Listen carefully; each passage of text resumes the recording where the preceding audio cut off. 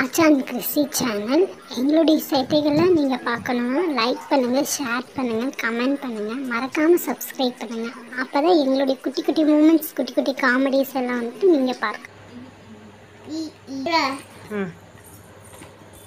சொல்லு கிருஷ்ணா.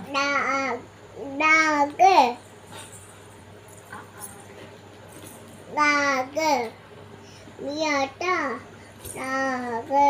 மியாட்டா போ போ ஆ ஆ ஈ ஈ